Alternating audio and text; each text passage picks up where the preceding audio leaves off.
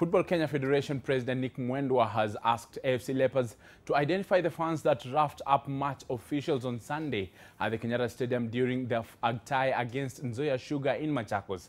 The FKF president, through his Twitter handle, was appalled that hooliganism is rearing its ugly head again and wants Leopards to help identify the hooligans that took part in the event on Sunday. A section of AFC Leopards fans attacked referee George Mwai after their team succumbed to a late Nzoia Sugar equalizer in the game, which ended 1-1. FKF are yet to take any measures on the club, who were the hosts. In 2016, Gor Mahia fans attacked the same referee during their game against Tusker, and FKF docked them 3 points, and they ended up relinquishing their title by 2 points margin to Tusker FC.